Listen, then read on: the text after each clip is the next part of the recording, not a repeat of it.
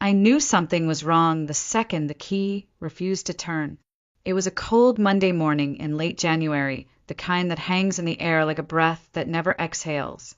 I had just returned from St. Joseph's Hospital, still in the same jeans I'd been wearing for 2 days, still carrying the same overnight bag I'd packed when Ethan collapsed. The bouquet in my left hand, roses and lilies from his coworkers, had wilted in the back seat of my car overnight. My eyes were swollen, lips cracked from too much crying and too little sleep. I had watched my husband die in the cardiac unit 12 hours earlier. I wasn't ready to face the silence of our house, but I also wasn't ready for what I saw instead. I stepped onto the porch and slid my key into the front door. It jammed. I pulled it out, tried again, nothing. My heart stuttered. I checked the spare, the one hidden behind the loose porch stone. Still no luck. It was like the lock had forgotten me, or worse, rejected me. That's when I noticed the curtains. The white linen ones I'd hemmed myself were gone, replaced by thick velvet panels in a garish floral print I'd never seen before. My stomach dropped.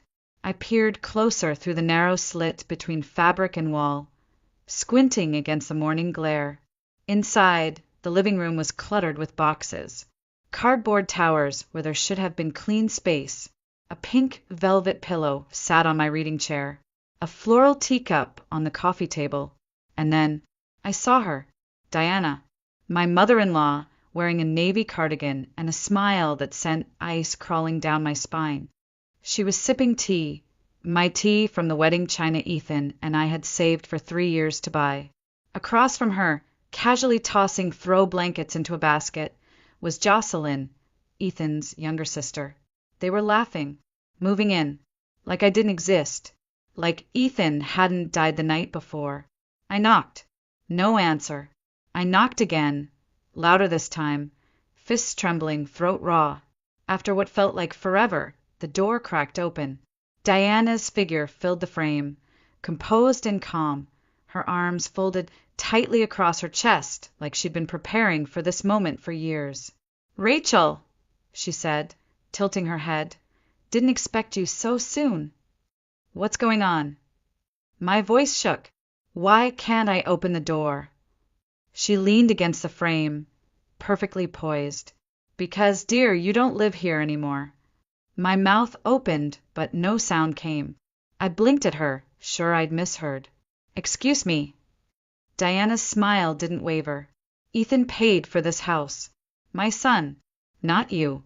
There was no prenup, no child, and no real contribution on your part. It's time this house returned to his real family." For a moment, I thought the cold I felt was from the weather, but it wasn't. It was coming from her. "I'm his wife," I whispered. "We bought this house together. I refinanced it when his business failed." "Oh, please!" Diana cut me off, waving a dismissive hand. "You played house while he worked. Now that he's gone, your lease is up." Behind her, Jocelyn appeared with 2 of my serving plates in hand. "You left the side door unlocked when you went to the hospital," she said with a smirk. "We figured you wouldn't mind." I felt my knees wobble, laughed, not out of humor, but the kind of hollow, stunned disbelief that bubbles up when reality snaps too sharply to bear. "What's so funny?" Diana narrowed her eyes. I steadied myself, wiped a tear that I wasn't even sure came from sadness anymore. "You're unpacking pillows and pouring tea in a house you think belongs to you," I said slowly, "but you have no idea what you've just stepped into." The smile on Diana's face faltered, just for a second. It was the only crack I needed. I turned and walked back to my car. My keys were useless now, but I had something better, something she didn't know about yet. And by the time I was done, Diana would wish she'd never touched a single cup in my kitchen. 2 years earlier, almost to the day, I sat at the edge of our front porch, this very porch, watching Ethan run his hands through his hair in frustration. It was January then, too, just colder, darker. His startup had collapsed the week before. The bank had frozen his business accounts. His credit score had tanked. I remember the way he couldn't look at me directly when he said it. They might take the house, Rachel. He wasn't a weak man. But that day, I saw him cracked open in a way I never had before. It was the same house Diana now claimed belonged to the real family. I made a decision the next morning, quietly, without a word to Ethan. I got dressed, drove to the credit union, and started the refinance process.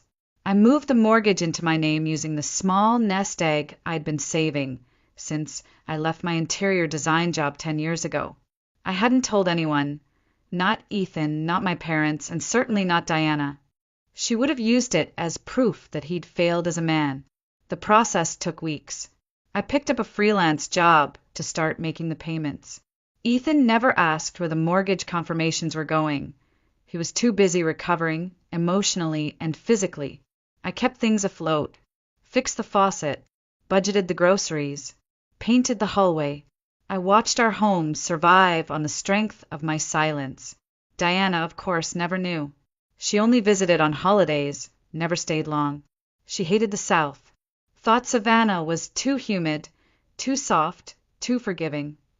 I'd hear her voice echo through the guest room. Ethan, you were meant for more than this floral wallpaper and street jazz.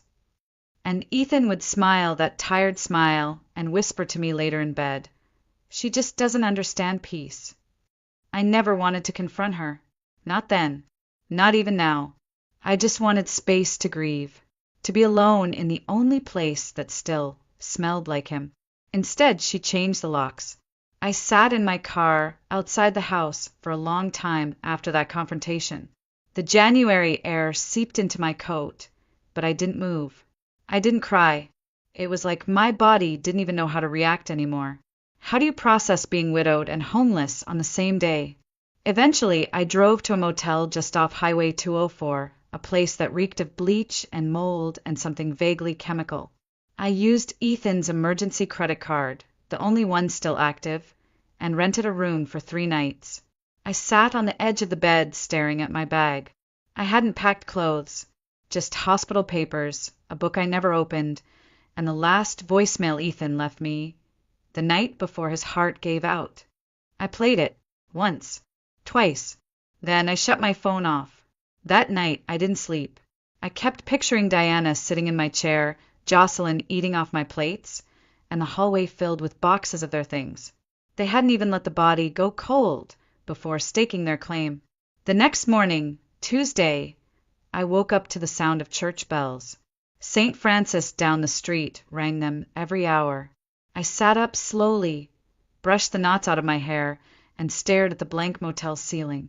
My fingers ached from clenching the sheets all night. My throat burned, and then I did something I never imagined myself doing. I picked up the phone and called the funeral home. "Good morning," a gentle voice answered. "St. Matthew's Memorial, this is Margaret." "Yes," I said, voice steadier than I expected. "This is Rachel Monroe. I need to update the guest list for Ethan Monroe's service." A pause. "Of course, Mrs. Monroe. What changes would you like to make?" I didn't hesitate. Remove Diana Monroe and Jocelyn Monroe from the list. Another pause, this time longer. "Understood." I ended the call before she could ask why. It wasn't spite. It wasn't vengeance. Not yet. It was boundary. The first one I had drawn in over a decade of holding my tongue. And for the first time since Ethan died, I felt something that almost resembled control. Tuesday afternoon, I returned to the house, not through the front, but by circling the block and parking discreetly behind the row of hedges that separated our backyard from the neighbors. I waited, watched. Diana's car wasn't in the driveway. No sign of Jocelyn either. The side door, the one leading from the laundry room to the back porch, had always had a faulty latch. Ethan meant to fix it for months. I knew how to slip it open without a sound. Inside, the house smelled different. Not bad, just foreign. The lavender air fresheners I hated were everywhere. My framed photos had vanished from the hallway walls, replaced by landscape prints I didn't recognize. There was a sharp pang in my chest as I realized someone had rearranged the throw pillows on the couch, Ethan's side of the sofa was empty. No blanket, no coffee mug, no trace. I didn't have time to mourn. I moved quickly. Ethan's office was tucked in the back of the house, between the guest room and the laundry. A small, windowless room filled with wires, books, and the smell of his cologne. Diana hated that space. She called it a digital junkyard. That's why I figured she wouldn't touch it. I was right. The room was just as he left it, chaotic, overly organized in that way only he understood. Papers stacked into columns, receipts half-sorted, USBs labeled in his neat, all-capital handwriting. I stood in the doorway for a moment, letting the silence settle around me like a second skin. Then I went to work. Top drawer, receipts from a freelance job. Second drawer, business cards, old flash drives, and a sticky note reminding him to cancel a dentist appointment. I rifled through them all, unsure what I was looking for, just chasing a memory or maybe a signature, anything that could tie him, this place, and me back together. And then I saw it, a slim, black folder wedged between two instruction manuals on his desk. Across the top in his unmistakable hand, "Postnup, do not discard." I froze. We never signed a prenup. Not once. We married in our mid-30s, broke but in love, trusting each other implicitly. Ethan joked that paperwork ruined the romance. But a postnup? I opened the folder slowly. Inside were 3 printed pages on legal letterhead, dated 2 weeks after our second anniversary. I scanned for my name, his name, signatures, terms, and there it was under a highlighted clause. In the event of the husband's passing, all jointly owned assets, including real estate, are to be transferred wholly to Rachel Monroe, unless otherwise specified in a last will and testament. There was no will, but this was binding. At the back of the folder, I found a folded sheet of notebook paper. The handwriting was unmistakable, Ethan's casual slant, darker ink than usual. For short lines, "If you're reading this, it means something awful has happened. If Mom tries anything, show this to your lawyer. You know how she is. Keep this safe, Ratch." My breath caught. It was the first time I'd seen his handwriting since the hospital. The curve of the R in my name, the way he still signed just E, like a note passed in class. My knees buckled and I had to sit down. I read the note twice, 3 times. My heart ached with something too complicated to name. Grief, vindication, guilt, maybe even gratitude. Ethan knew. On some level, he knew Diana wouldn't stop. And despite all his flaws, he had tried to protect me the only way he knew how. I tucked the folder into my coat and left the house through the back door, just as I'd come in. That night, back at the motel, I didn't sleep again. But I didn't cry either. Instead, I stayed up rereading the postnup until the words stopped blurring. By sunrise, I had called Angela Flores, my old college roommate turned real estate attorney, and scheduled a meeting. Because now I had the paperwork and just enough anger to use it. Wednesday afternoon arrived gray and listless, the kind of day where even the sun seemed reluctant to show up. I had just returned from my meeting with Angela, who, despite not seeing me in years, had wrapped me in a hug like no time had passed. She didn't ask how I was, just looked me in the eye and said, "We're going to make this right."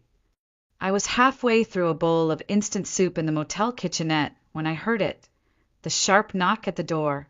3 quick raps, the kind of knock that carries entitlement. I opened the curtain just enough to see the outline of Diana standing outside, dressed in black like she'd walked straight out of a soap opera. Next to her was a man in a gray suit, square jaw, clipboard in hand, wedding band gleaming. Lawyer. I didn't open the door. Instead, I stepped outside, coat zipped to the chin, folder in hand. I closed the motel room behind me and met them in the parking lot, where the wind whipped Diana's scarf sideways. "Rachel," she said, smiling thinly, "this is Mr. Langley, my family attorney. We're here to discuss next steps regarding the house." Next steps. I repeated, my voice even. Diana nodded, like this was a real estate negotiation between civil parties and not a home invasion staged during a funeral week.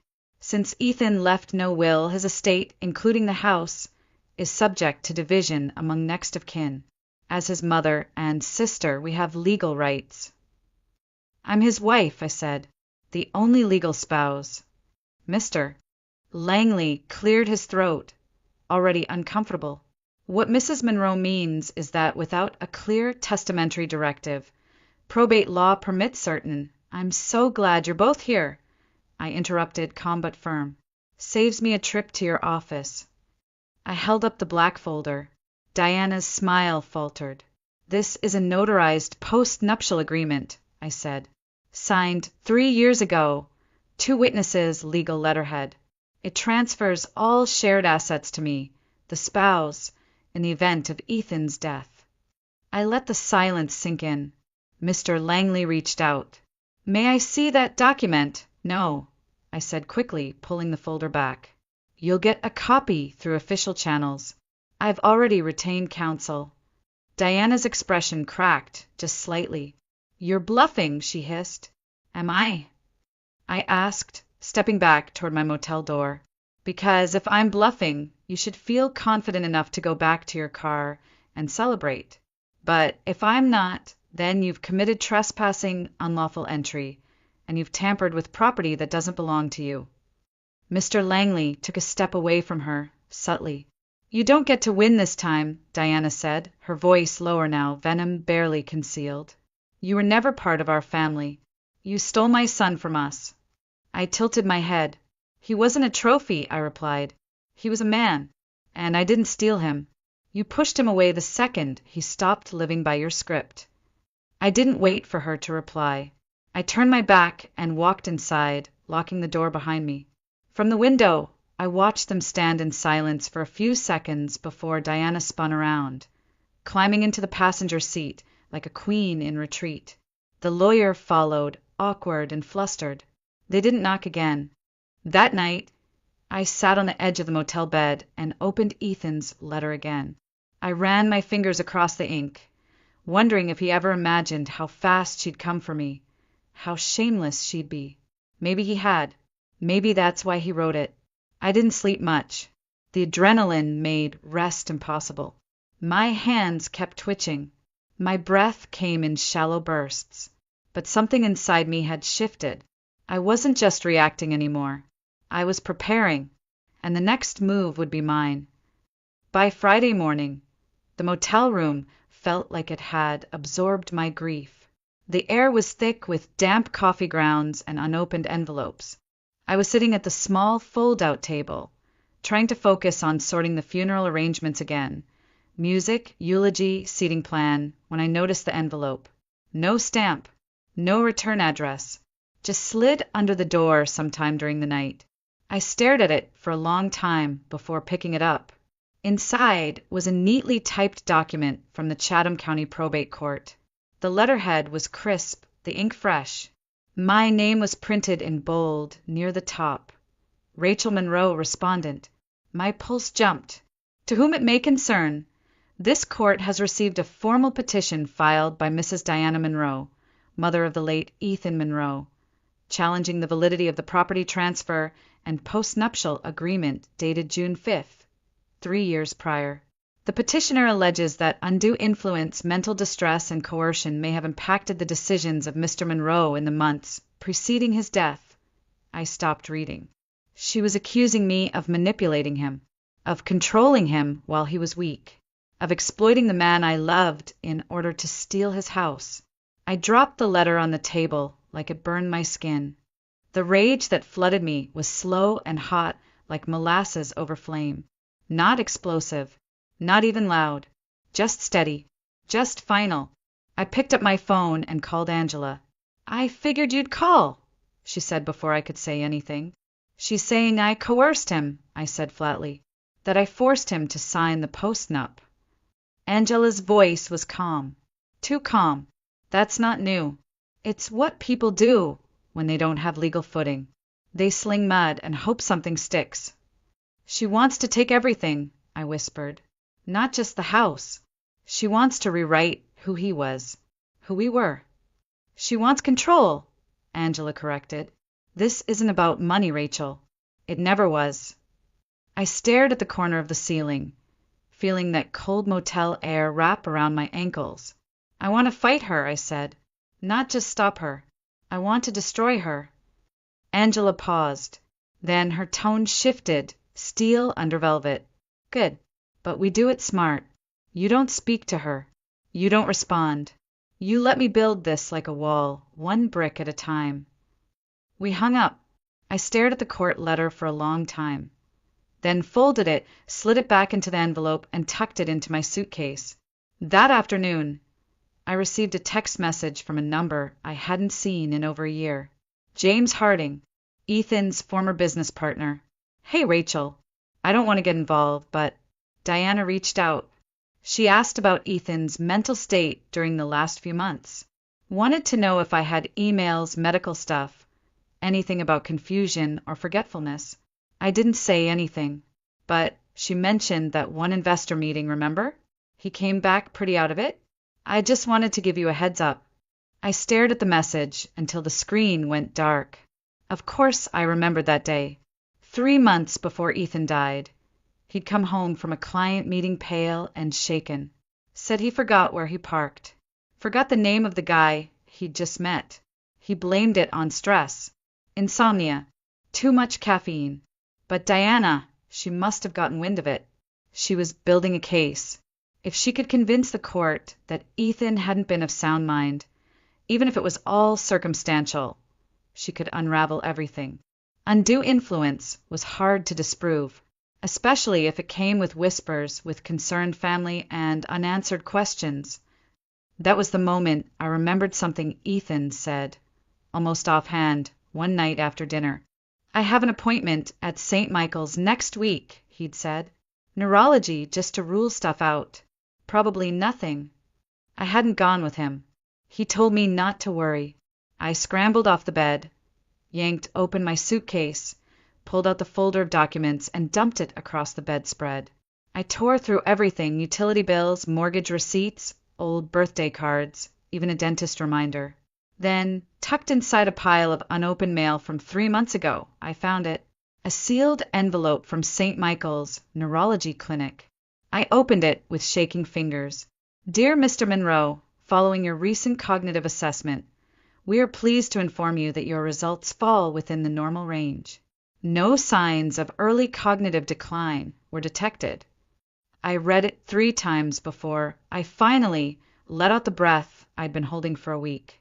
He had been okay, and now I had proof.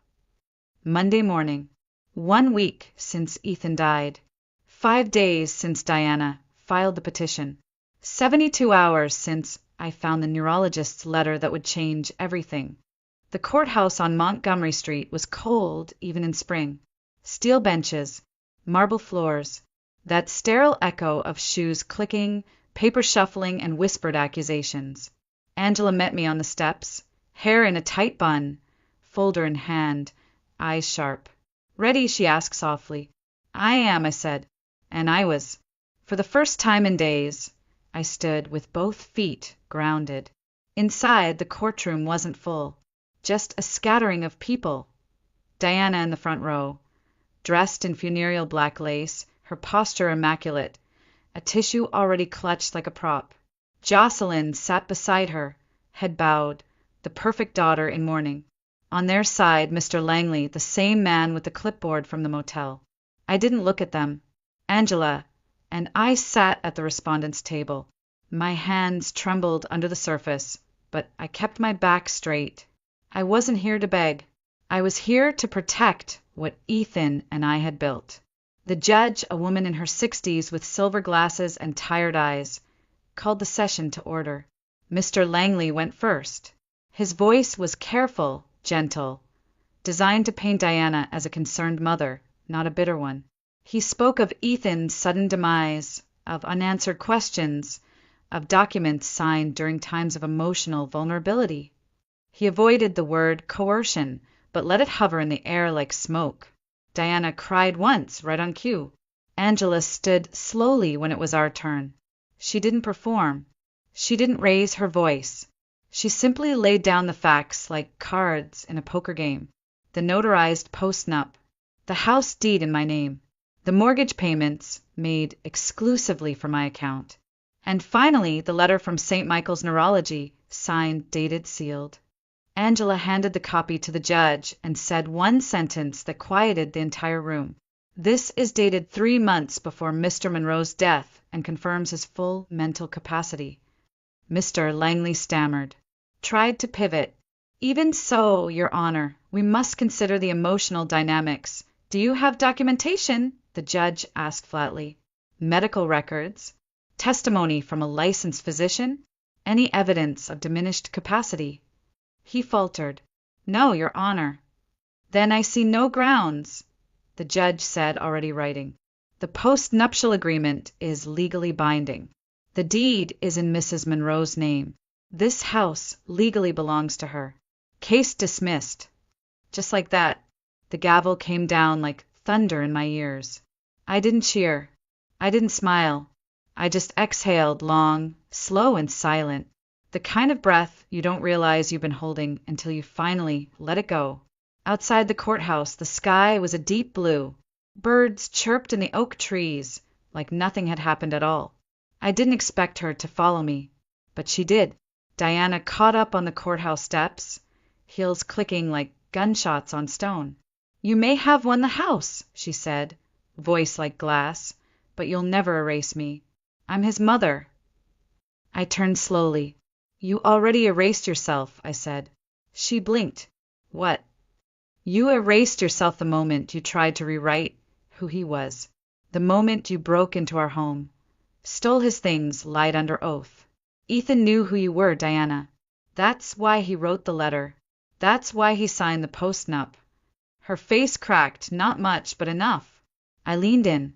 And if you come near me again, I won't need a courtroom to protect myself. I've already filed the restraining order.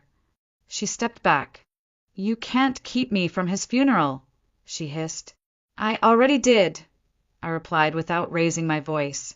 I called the funeral home the morning after you changed the locks. Your name is off the list. If you show up, they'll escort you out. Her mouth twisted. You vindictive little. No, I said, cutting her off. I'm not vindictive. I'm free. And I walked away, head high, not once looking back. The chapel smelled like lilies and cedar polish. It was Tuesday, exactly 1 week after Ethan's heart gave out. The service had been scheduled for noon, but by 11:15 the pews were already filling. Friends, neighbors, a few of Ethan's old clients. Some had driven in from Atlanta, others from Charleston. Many hadn't seen us in years. I'm so sorry, they whispered as they hugged me. He loved you so much. He always talked about your garden plans. He said you were the only calm he ever knew. I nodded, smiled softly, swallowed words I couldn't afford to speak. Angela arrived just before 11:30 and sat quietly near the front, not as my attorney today, but as a friend. She didn't say anything. She didn't need to. The musicians tuned quietly in the corner. The minister stood near the altar, flipping through notes. The urn sat on a small table wrapped in blue velvet, Ethan's favorite color. I'd chosen it myself. And then I saw them, 2 silhouettes slipping into the back pew, barely noticeable if you weren't looking. But I was. Diana, Jocelyn, dressed in black, perfectly coordinated, hair pinned, veils subtle but unmistakable, morning clothes, theater costumes, masks. They weren't on the guest list. I'd made sure of that. The funeral home had assured me they would be stopped at the door, but someone must have looked away at the wrong moment. And now, there they were, pretending to belong. I stood frozen for a moment, staring across the chapel. My breath caught. My heart pounded, not from grief but fury. I had buried Ethan once already. I would not let them dig him up for show. Angela turned toward me, slightly. Want me to handle it? She whispered. I shook my head. No, I would do it myself. I walked slowly down the aisle, heels echoing in the sudden silence. Every head turned. The music paused. Even the minister stepped aside, sensing something sacred in motion. When I reached the back, Diana looked up. Her smile was small. Jocelyn's eyes flickered away. "You're not supposed to be here," I said quietly. "We're not leaving," Diana replied, voice low and proud. "I gave birth to him." "Then you should have respected his wishes." "I'm his mother." "And I'm his wife." My tone didn't rise. "The only one he chose." She straightened, defiant. "You can't stop me from mourning my own son." "Not mourning," I said. "Performing." She blinked. "I will walk out right now," I added. "And I'll take the minister with me. We'll finish the service at a park, at a parking lot, at a kitchen table, I don't care. But you will not sit here and pretend you didn't try to erase him. You don't get to use his death for dignity you never earned." For a second, no one moved. Then Jocelyn's voice broke the silence. "Mom," she said softly, without meeting anyone's eyes. "Let's go." Diana turned toward her, stunned. "We're not wanted here," Jocelyn added. "Let's stop pretending." She stood, and slowly Diana followed. There was no scene, no screaming, no tug of war, just the sound of two pairs of heels walking away, and the soft click of the chapel door closing behind them. When I turned back toward the altar, the entire room exhaled. I walked slowly to the front. The music resumed. The minister nodded, and with my hand steady, I stood before Ethan's urn and said goodbye. Not surrounded by liars, not interrupted by venom, but wrapped in silence, in truth, and in the love of people who actually knew who he was. And for the first time since he died, I felt peace. The day after the funeral, the house was silent. Not the kind of silence that comforts, but the kind that watches you, waits for you to crack. I stood at the kitchen sink in Ethan's old sweatshirt, fingers wrapped around a chipped mug. The coffee had gone cold an hour ago, but I hadn't moved. Outside the window, the garden was bare, just turned soil and the beginnings of what would come later. Maybe, if I could keep going. I turned around slowly, half expecting to see Ethan sitting at the table, humming some off-key song, legs kicked up like he always did. But the chair was empty. The mug was his. The silence was mine. I had survived the funeral, survived court, but I hadn't stopped waiting for the other shoe to drop. So when I looked out the front window and saw Diana's car parked across the street, I wasn't surprised. It was early, barely 7 a.m. The engine was off. The windows rolled halfway down. A slow stream of cigarette smoke curled through the air. She sat still, hands resting on the wheel, staring straight ahead. She didn't knock, didn't approach, just watched. I didn't move either. I didn't call Angela. I didn't take a picture for evidence. I just picked up my coffee, walked calmly out onto the front porch, and stood there, barefoot, hair undone, mug in hand. I met her eyes. She flicked her cigarette out the window. The car rumbled to life, and then she drove away. No threats, no shouting, no final word. Just gone. But I knew it wasn't surrender. It was retreat, a reminder, her way of saying I still exist. I went back inside, locked the door, and exhaled. That night I didn't sleep. Not from fear, not anymore, but from something quieter, heavier, like my body still bracing for impact, even when the danger had passed. For 3 days, she didn't come back. I spent them cleaning, sorting Ethan's files, touching every drawer and surface he'd once used. The process was brutal.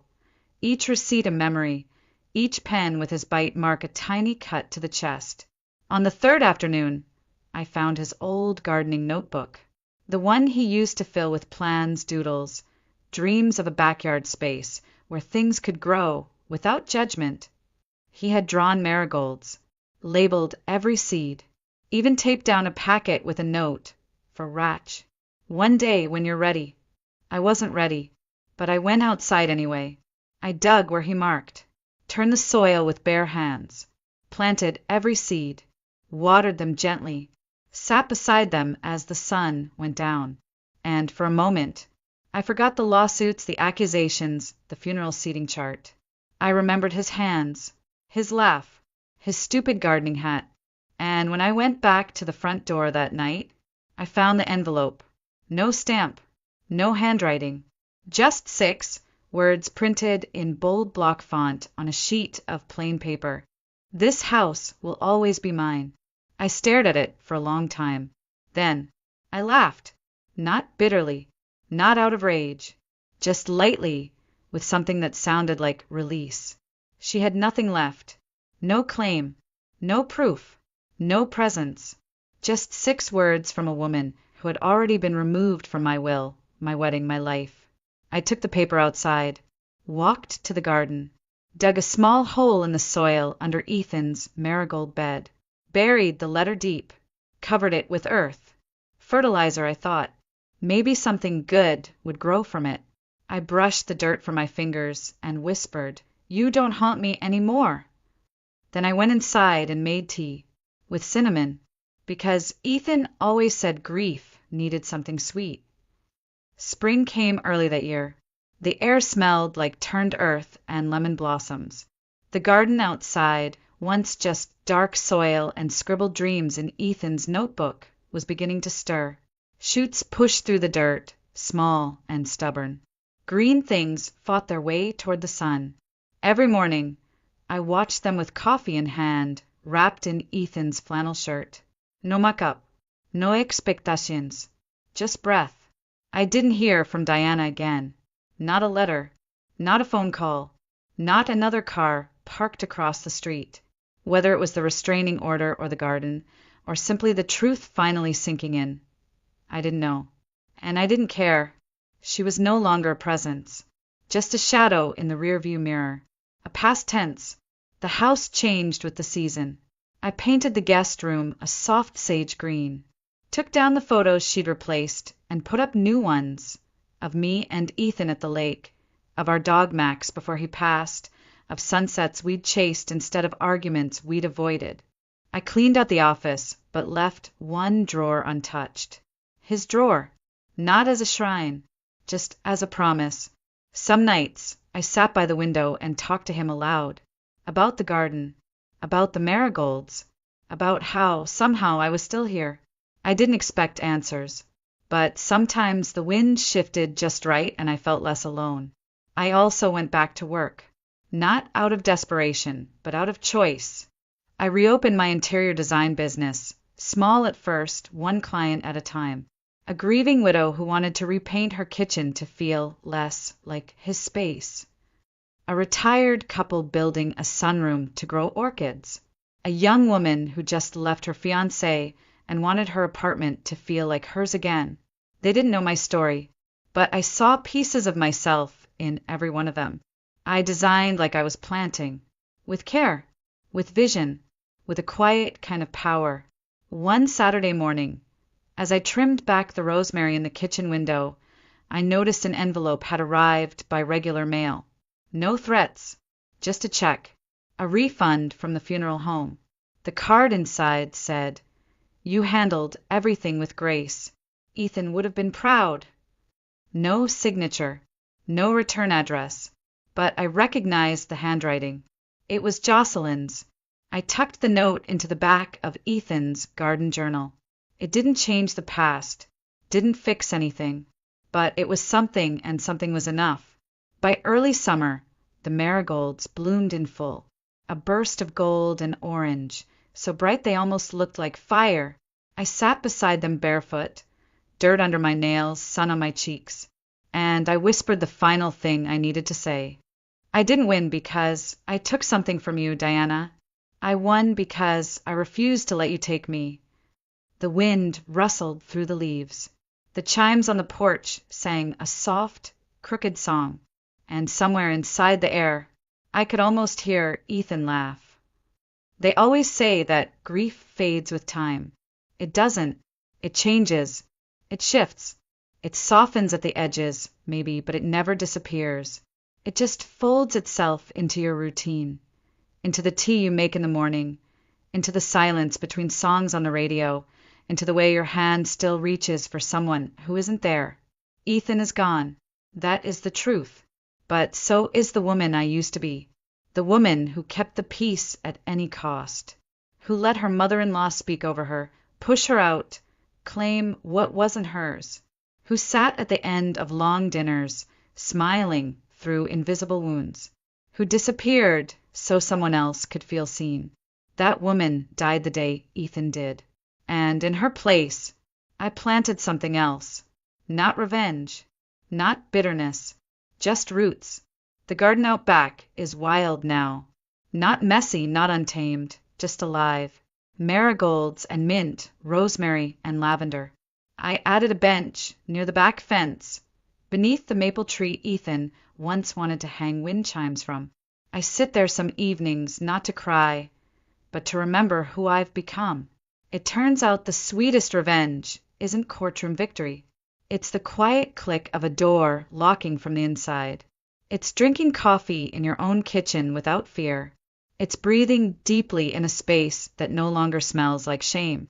I don't tell people everything that happened. Not always. But when someone asks some widow at church, some woman at the market whose hands shake while she writes a check, I tell them the truth in pieces. I tell them, you don't have to be polite to someone who erases you. You're not selfish for locking your doors. You don't owe anyone access to your peace. And then I tell them about the garden, how it bloomed from a battlefield, how it feeds me, calms me, holds me, how sometimes something small and beautiful can grow exactly where you thought your world had ended. That's not a metaphor. That's survival. And now, months later, I don't walk like I used to. I don't apologize for taking up space. I don't explain why I changed the locks. I don't flinch when I pass that stretch of road where her car once sat, silent and waiting. Because she's not waiting anymore. She lost. And I'm not angry. I'm just done. This house is mine. This life is mine. This voice, this calm, steady, stubborn voice is finally mine. And I'll never hand it over again.